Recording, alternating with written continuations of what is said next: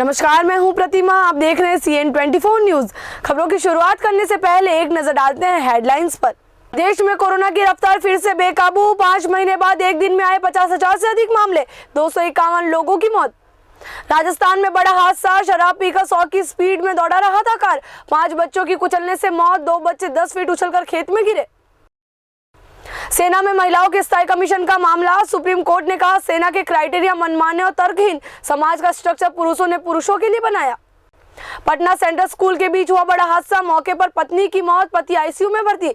आक्रोशित लोगों ने ट्रक में लगाई आग। सेना के युद्धाभ्यास के दौरान बड़ा हादसा, रात 3 बजे सेना की जिप्सी में लगी आग, 3 जवानों की जिंदा जलकर मौत, 5 गंभीर। खबरों की शुरुआत की जाए तो देश में कोरोना की रफ्तार एक बार फिर से बेकाबू हो गई है। देश में एक बार फिर से 5 महीने के बाद एक दिन में 50,000 से ज्यादा कोरोना के मामले सामने आए।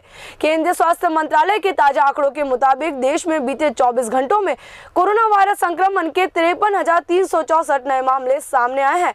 इस दौरान 251 लोगों की मौत हो गई है। पिछली बार एक दिन में 50,000 से अधिक मामले 23 अक्टूबर 2020 को सामने आए थे। उस दिन देश में एक दिन में कोरोना के 54,350 केस सामने आए थे। उसके बाद आज एक दिन में 50,000 नए मामले सामने आए हैं।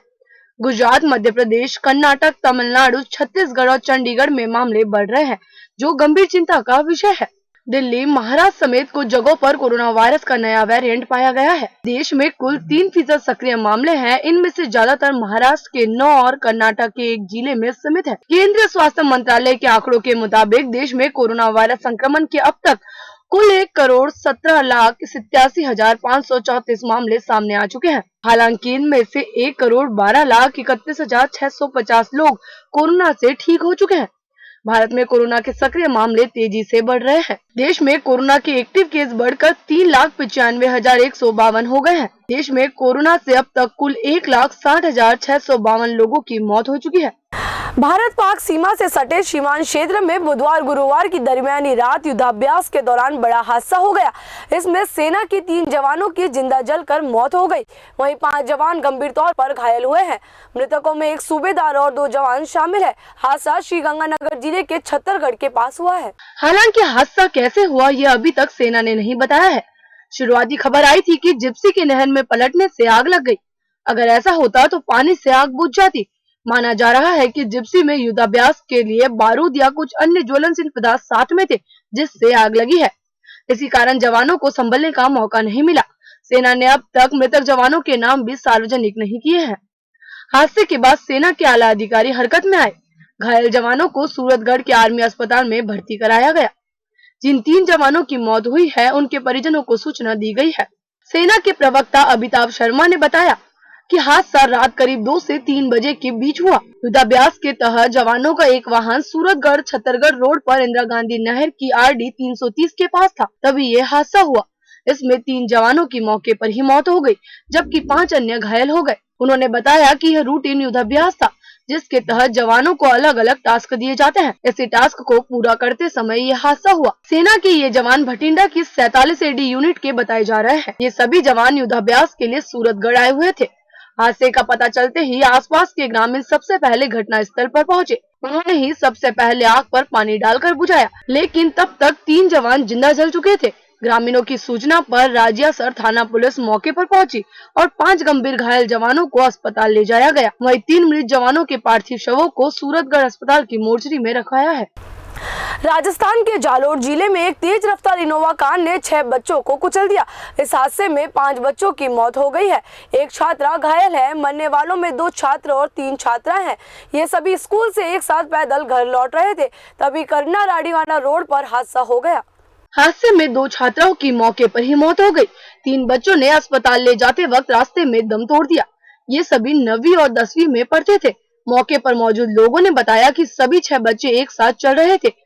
इस दौरान पीछे से आई इनोवा कार ने उन्हें टक्कर मार दी। इनोवा की रफ्तार करीब 100 किलोमीटर प्रति घंटे रही होगी। इस वजह से ड्राइवर उस पर काबू नहीं रख पाया। कार सड़क से उतरकर फुटपाथ पर चल रहे बच्चों को कुचलती हुई खेतों में चली गई। इसी टक्कर से 2 बच्चे कई फीट हवा में उछले और खेत में जाकर गिरे। 2 छात्राओं रमीरा और रवीना की मौके पर ही मौत हो गई। दोनों 9वीं क्लास में पढ़ती थी। सुरेश, विक्रम और कमला ने अस्पताल में जाते वक्त रास्ते में दम तोड़ दिया। सुरेश और विक्रम 9वीं जबकि कमला 10वीं क्लास में पढ़ती थी। 10वीं में ही पढ़ने वाली वीना गंभीर हालत में अस्पताल में भर्ती है। पुलिस जांच में सामने आया है कि कार में 2 लोग सवार थे, जिनमें से एक फरार हो गया जबकि दूसरा आरोपी पकड़ा गया। दोनों शराब के नशे में धुत थे और तेज आवाज में गाने चलाते हुए कार को दौड़ा रहे थे। प्रत्यक्षदर्शियों के अनुसार हादसे के वक्त इनोवा कार ने स्कूल के आगे तेज गति से पहले 2 चक्कर लगाए। तीसरे चक्कर में कार ने बच्चों को कुचल दिया। इससे पहले एक बाइक सवार ने सड़क से नीचे बाइक समेत गिरकर अपनी जान बचाई। हादसे के बाद बड़ी संख्या में ग्रामीण मौके पर पहुंच गए और सड़कों को जाम करते हुए प्रदर्शन करने लगे। सूचना पर कलेक्टर हिमांशु गुप्ता मौके पर पहुंचे और ग्रामीणों से वार्ता कर समझाइश की। कलेक्टर ने मुख्यमंत्री राहत कोष से सहायता राशि दिलवाने का आश्वासन दिया। इसके बाद परिजनों ने शव को पोस्टमार्टम के लिए मोर्चे में रखवाया। गुरुवार सुबह मृतकों के शवों का अंतिम संस्कार किया गया। घटना स्थल से करीब 13 किलोमीटर दूर कूड़ा गांव से आरोपी शराब पीकर दांतावाड़ा आए थे। कटरा थाने के एसआई मोटाराम ने बताया कि पूछताछ में आरोपी ने शराब पीना स्वीकार किया है। साथ ही मेडिकल में भी शराब के नशे में होने की पुष्टि हुई है। सिंधु जल समझौते के तहत भारत और पाकिस्तान के बीच 2 दिवसीय बैठक संपन्न हुई। इस दौरान पाकिस्तान ने जम्मू कश्मीर स्थित पाकल दुल और लोअर कलनाई पनबिजली संयंत्रों के डिजाइन पर आपत्ति जताई। सूत्रों ने बताया कि पाकिस्तान ने अनुच्छेद 370 के प्राविधानों को निरस्त किए जाने के बाद लद्दाख के लिए स्वीकृत पनबिजली परियोजनाओं पर भी अतिरिक्त जानकारी मांगी है। इसी बीच विदेश मंत्रालय ने एक बयान जारी कर कहा कि 2 भारतीय परियोजनाओं पाकल दुल और लोअर कलनाई के डिजाइन को लेकर बातचीत जारी है। भारतीय पक्ष ने कहा कि ये परियोजनाएं पूरी तरीके से समझौते के अनुरूप है। भारतीय अधिकारियों ने अपने पक्ष के समर्थन में तकनीकी आंकड़ा भी उपलब्ध कराया। उल्लेखनीय है कि सिंधु जल आयोग की बैठक 2 साल से अधिक समय के बाद हुई थी। इससे पहले इसकी बैठक लाहौर में अगस्त 2018 में हुई। विदेश मंत्रालय ने कहा कि अगली बैठक पाकिस्तान में होगी। बैठक में भारतीय प्रतिनिधि मंडल का नेतृत्व भारत के सिंधु आयुक्त पी.के. सक्सेना ने किया। भारतीय दल में केंद्रीय जल आयोग, केंद्रीय विद्युत प्राधिकरण और national hydro electric power corporation के अधिकारी शामिल थे। पाकिस्तानी दल का नेतृत्व वहां के सिंधु आयुक्त सैयद मोहम्मद मेर अली शाह ने किया। संजय लीला भंसाली की फिल्म गंगूबाई काठियावाड़ी को लेकर विवाद थमते नजर नहीं आ रहे हैं। टीजर आने के बाद से ही विभिन्न कारणों से फिल्म किसी न किसी विवाद में फंसती जा रही है। अब गंगूबाई काठियावाड़ी को लेकर कानूनी विवाद गहराता जा रहा है। मानहानि के मामले में मुंबई की कोर्ट ने भंसाली फिल्म की लीडिंग लेडी आलिया भट्ट और लेखक को तलब किया है।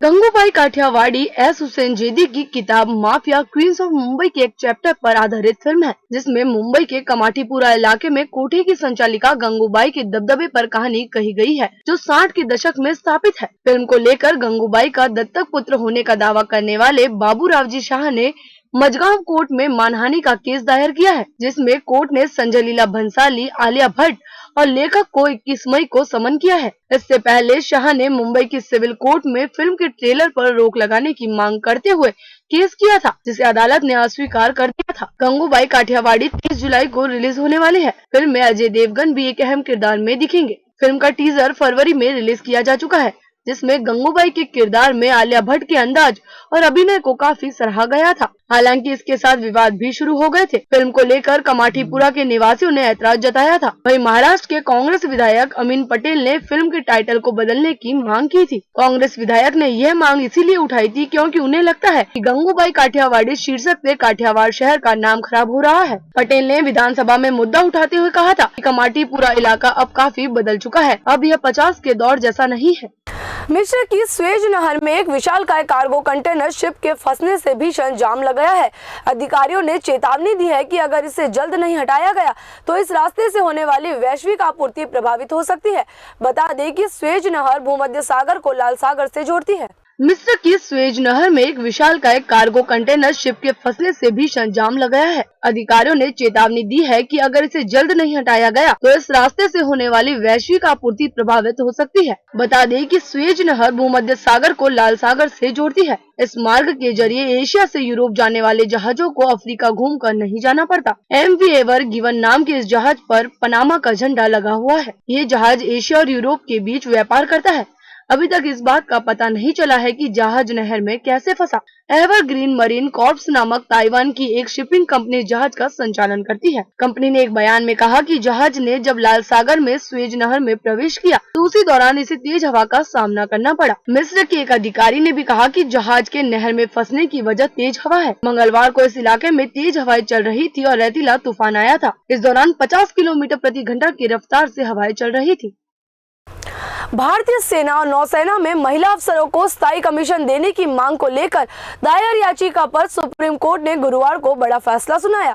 सुप्रीम कोर्ट ने निर्देश दिया है कि सेना 1 महीने के अंदर महिला अधिकारियों के लिए स्थायी कमीशन देने पर विचार करे और उचित प्रक्रिया का पालन करते हुए इन्हें स्थायी कमीशन दे। इसके अलावा सुप्रीम कोर्ट ने परमानेंट कमीशन के लिए महिला अफसरों के लिए बनाए गए मेडिकल फिटनेस मापदंडों को मनमाना और तर्कहीन बताया। सुप्रीम कोर्ट ने कहा कि हमारे समाज का ताना बाना पुरुषों द्वारा पुरुषों के लिए ही बनाया गया है। अगर समय रहते इसे बदला नहीं गया तो महिलाओं को पुरुषों के बराबर मौके नहीं मिल पाएंगे। फैसला सुनाते हुए सुप्रीम कोर्ट के जज जस्टिस DVI चंद्रचूड़ ने कहा कि 250 की सीलिंग को 2010 तक पार नहीं किया गया। जिन आंकड़ों को रिकॉर्ड पर रखा गया है वो केस के बेंचमार्किंग को पूरी तरीके से ध्वस्त करते हैं। कोर्ट ने कहा कि सेना के अपनाए गए मानकों की न्यायिक समीक्षा नहीं हो सकती है। सेना में किसी का करियर कई ट्रायल के बाद शुरू होता है।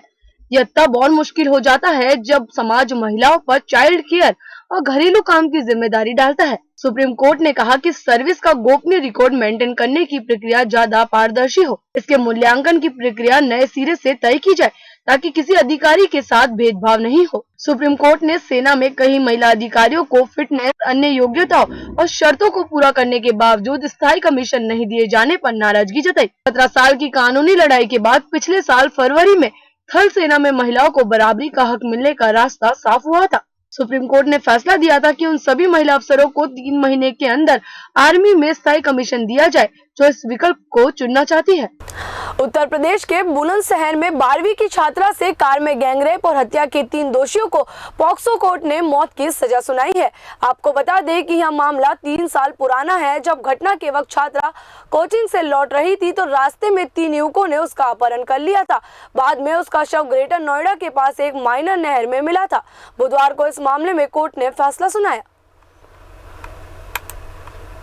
दोषियों को सजा सुनाए जाने के बाद छात्रा के परिवार ने कहा कि वे दोषियों को फांसी पर लटकते हुए देखना चाहते हैं। कोर्ट ने इस मामले में सख्त टिप्पणी करते हुए कहा कि यह सामान्य घटना नहीं है। अगर पढ़ाई के लिए घर से बाहर निकलने वाली बेटियों की हिफाजत नहीं की गई तो सरकार के द्वारा चलाए जा रहे बेटी बचाओ बेटी पढ़ाओ अभियान के कोई मायने नहीं रह जाएंगे। आपको बता दें कि नगर कोतवाली क्षेत्र की चांदपुर में रहने वाली छात्रा 2 जनवरी 2018 को साइकिल से घर की ओर जा रही थी।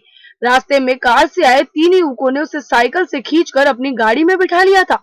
चलती कार में उससे गैंगरेप किया गया। इसके बाद उसकी हत्या कर दी गई। 2 दिन बाद 4 जनवरी को छात्रा का शव ग्रेटर नोएडा के दादरी में अकबरपुर और भोगपुर गांव के बीच रजवाहे में मिला था।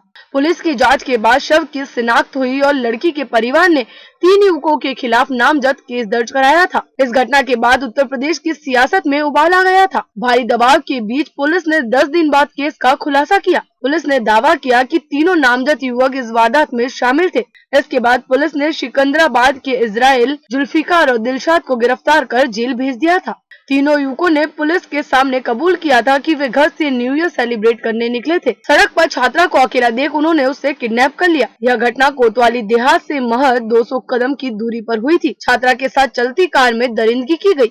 बाद में दुपट्टे से उसका गला घोट दिया। फिर अकबरपुर के पास शव फेंक कर फरार हो गए थे। पटना के न्यू बाईपास पर एक तेज रफ्तार ट्रक ने बाइक सवार दंपति को कुचल डाला। हादसे में पत्नी की मौके पर ही मौत हो गई जबकि पति गंभीर रूप से घायल आईसीयू में भर्ती है। इधर घटनास्थल पर हजारों की संख्या में आक्रोशित लोग जमकर बवाल मचाना शुरू कर दिया और उन्होंने ट्रक में आग भी लगा दी। पटना के न्यू बाईपास पर एक तेज रफ्तार ट्रक ने बाइक सवार दंपति को कुचल डाला। हादसे में पत्नी की मौके पर ही मौत हो गई जबकि गंभीर रूप से घायल पति आईसीयू में भर्ती है। वह जिंदगी और मौत के बीच अस्पताल में जंग लड़ रहे हैं। इधर घटनास्थल पर हजारों की संख्या में आक्रोशित लोग पहुंच गए और जमकर बवाल मचाना शुरू कर दिया। उन्होंने ट्रक में आग लगा दी और पुलिस प्रशासन के खिलाफ नारेबाजी शुरू कर दी। मामला बढ़ता देख मौके पर कंकड़बाग, रामकृष्णा नगर, पत्रकार नगर की पुलिस पहुंच गई। वाटर कैनन से ट्रक की आग बुझा दी गई लेकिन लोगों का गुस्सा अभी भी शांत नहीं हो रहा। मृतक की पहचान नालंदा के हरनौत निवासी उर्मिला देवी के रूप में की गई है। घायल नरेश पंडित उन्हें पटना के एक अस्पताल से इलाज करवाने के बाद घर लौट रहे थे जहां रास्ते में ये घटना हो गई। हादसे के बाद खलासी और ड्राइवर फरार हो गए। गांधी मैदान की ट्रैफिक पुलिस ने बताया कि मृतक के पास 2 मोबाइल मिले हैं जिससे परिजनों को सूचना दी गई है कि परिवार के लोग पटना के लिए रवाना हो गए। इस बुलेटिन में इतना ही। तब तक आप बने रहिए CN24 न्यूज के साथ।